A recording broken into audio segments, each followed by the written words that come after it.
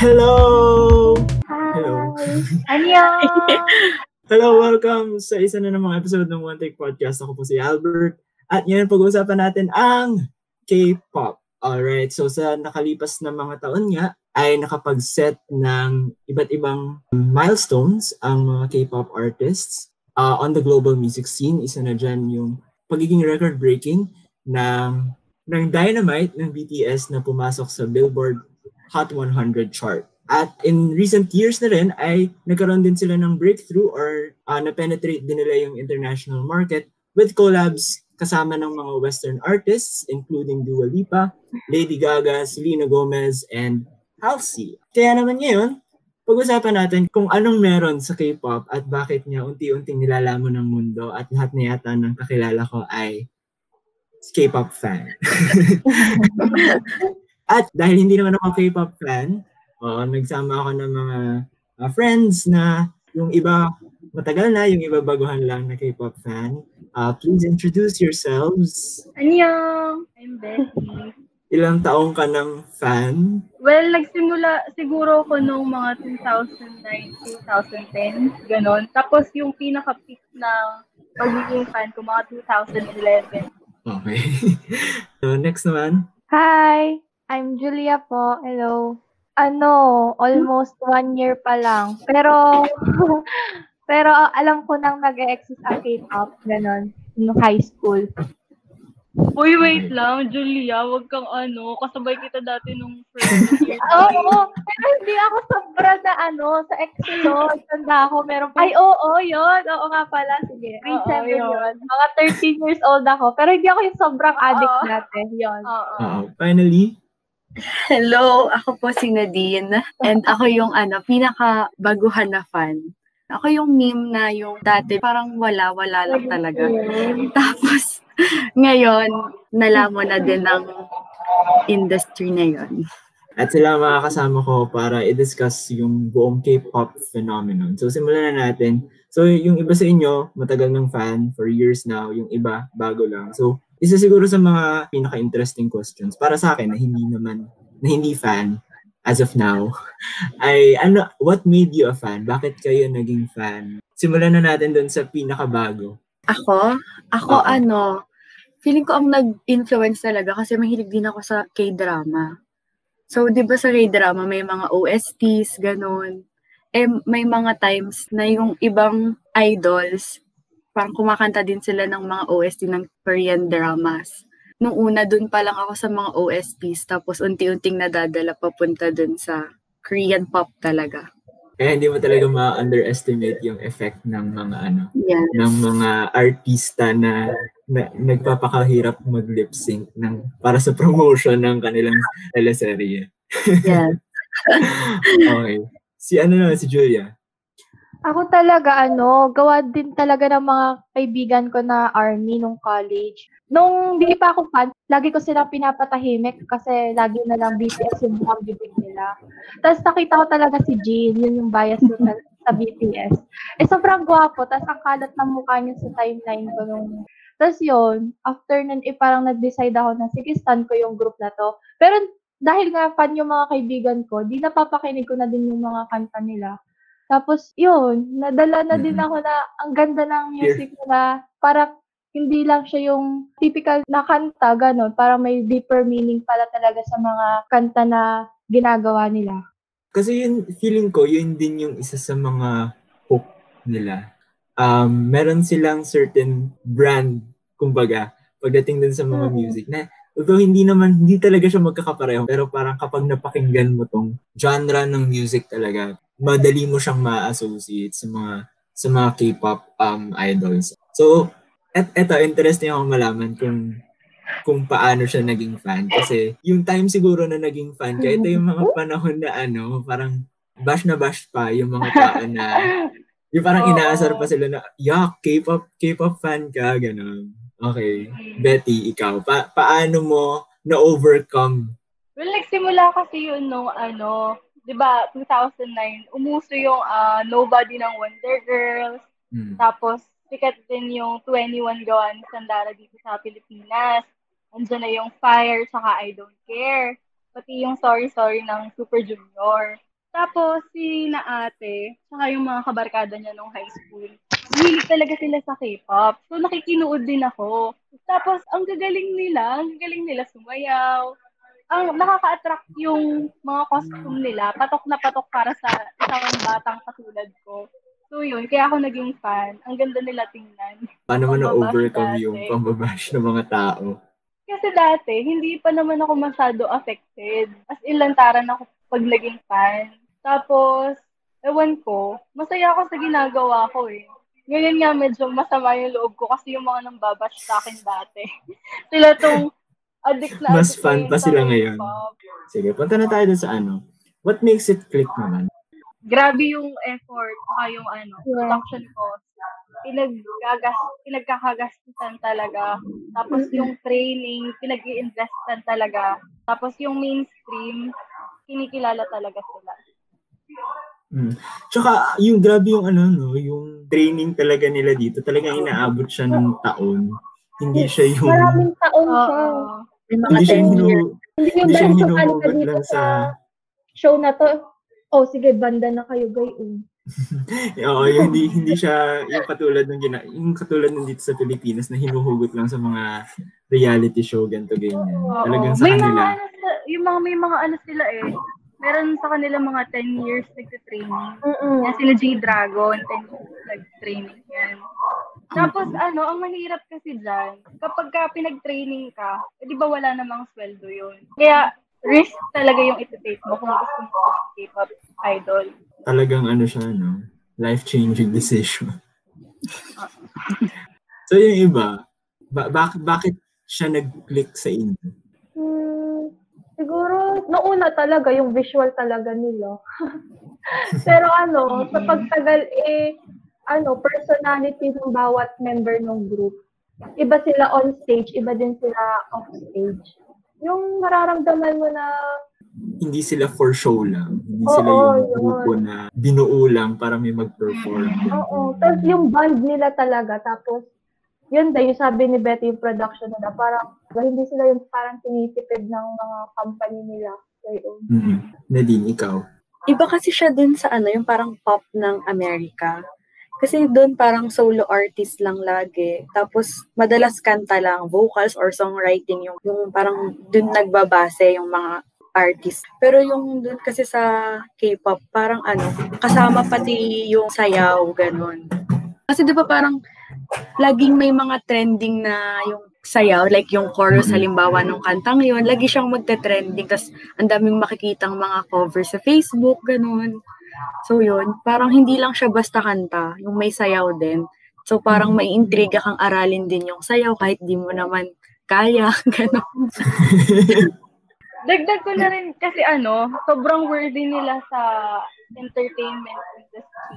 Hindi lang sa sayaw at saka sa kanta, kundi sa mga variety show. Oo, nasalit kasama yun sa training nila. Hindi lang sila dapat talented sa pagkanta. Dapat witty din sila, ganun. So holistic talaga yung holistic yung training.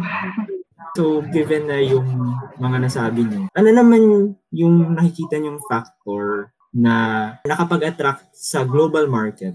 Yung message, ganon, message ng kanta nila. Kasi yung Dynamite, nirelease nila yan kasi iniisip nila na since nasa gitna tayo ng pandemic, nirelease nila yan to cheer up people, ganon. Tapos, siguro isa pa din yung, kahit siguro hindi mo nag-iintindihan at first yung kanta kasi in Korean nga siya, yung emotions na nandun na nakapaloob sa kanta, mararamdaman mo.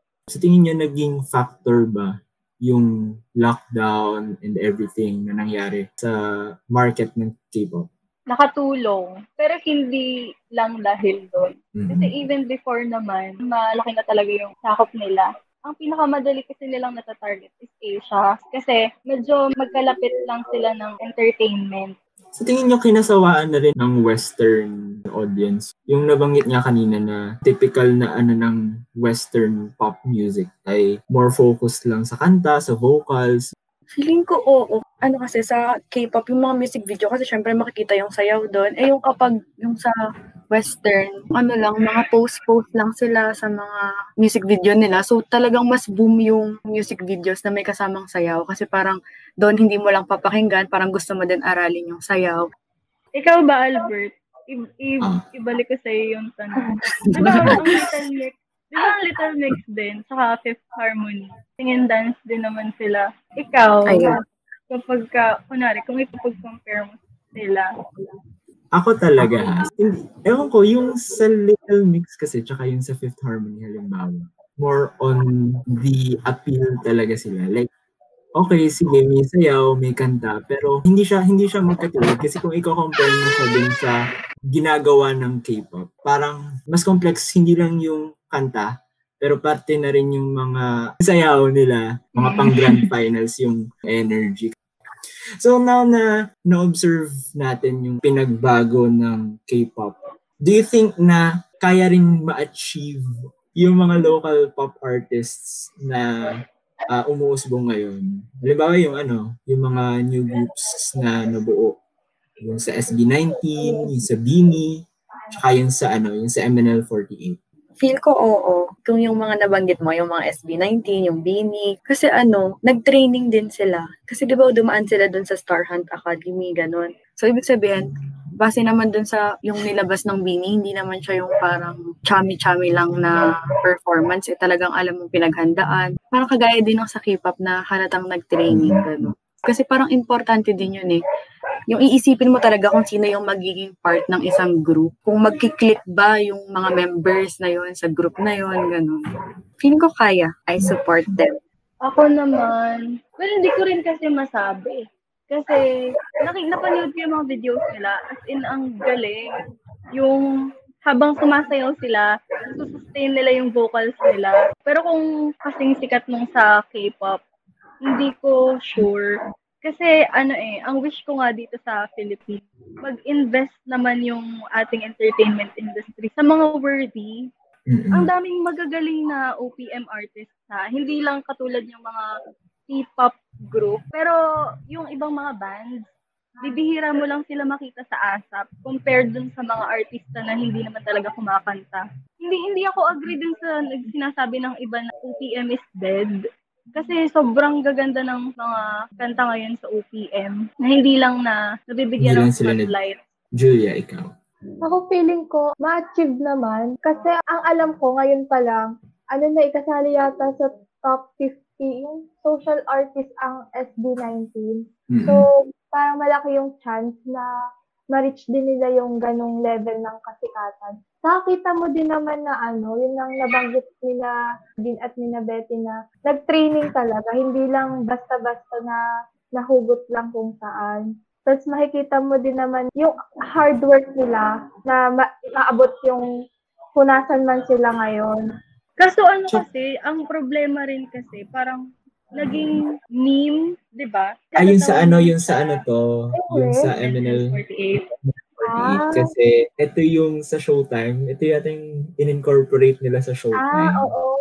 Yun ba yung maraming members? Oo. Marami pa ring factors na kailangang i-consider para ma-achieve yung ganong level ng kasikatan. Pero may potential. Mas maganda nga yung ginagawa nilang ganon na tinetesting nila kung sino ba yung magkiklik at kung sino ba yung magkakaroon ng chemistry, hindi lang dun sa mga manonood, kundi pati na rin dun sa grupo. Para ma-project nila na grupo talaga sila. Kasi kung lalabas sila halimbawa, tapos meron silang kanya-kanyang parang hindi rin sila tatagal as a group na kagaya nung sa mga K-pop na groups nga. So ito, ano naman yung matututunan natin sa mga ginawa at ginagawa ng K-pop industry na siguro pwede rin nating i-apply dito sa local music scene? Yung may talent talaga. Ang daming artista na. Sila pa yung nabibigyan ng album. Dapat nag-focus na lang sila dun sa acting. Ang dami-daming iba dyan na pwedeng mas bigyan ng attention, mas bigyan ng chance.